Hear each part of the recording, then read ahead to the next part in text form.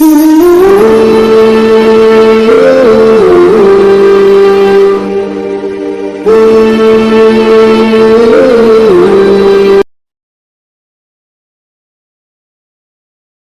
آپ کے پاس وقت کم ہے، آپ نے صبح یا شام میں صبح اذکار کرنے ہیں، تو اس کے لیے یہ 5 اذکار آپ لوگوں کے سامنے رکھ رہی ہوں۔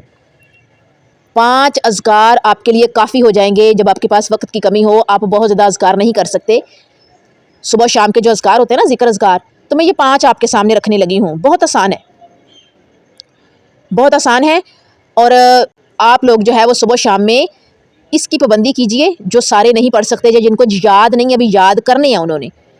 تو نمبر 1 پہ ہے جی کہ 1 مرتبہ آیت الکرسی پڑھنا ہے۔ نمبر 2 پہ آپ نے کیا پڑھنا ہے کہ لا الہ الا اللہ وحدہ لا شریک لہ لہ الملک و لہ الحمد وہو علی کل شیء قدیر، 10 مرتبہ آپ نے یہ پڑھنا ہے۔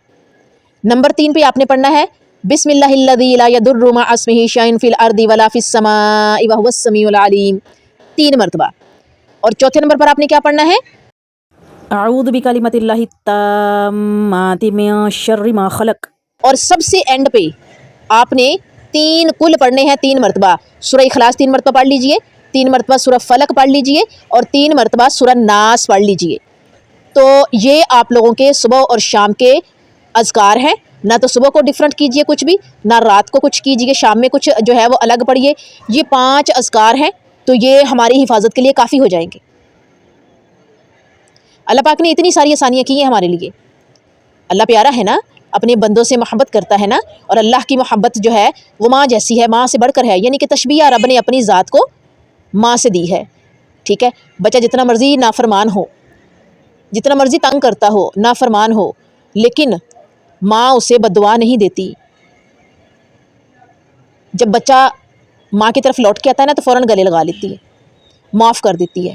تو رب کی ذات جو ہے وہ ہمیں کیا سمجھاتی ہے کہ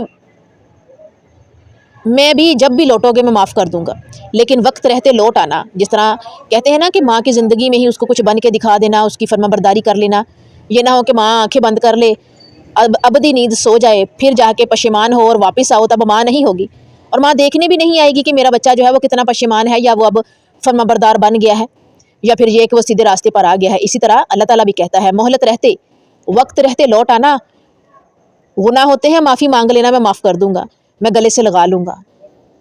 اسی لیے ماں نے اپنی ذات کو اللہ تعالیٰ نے اپنی ذات کو ماں کی ذات سے تشبیہ دی ہے کہ وہ کئی ماؤں سے زیادہ اپنے بندوں سے پیار کرتا ہے۔ تو یہ آسانیاں ساری اللہ نے اپنے بندوں کے لیے، اپنے پیاروں کے لیے، اپنی مخلوق کے لیے رکھی ہیں۔ جزاکم اللہ خیرہ۔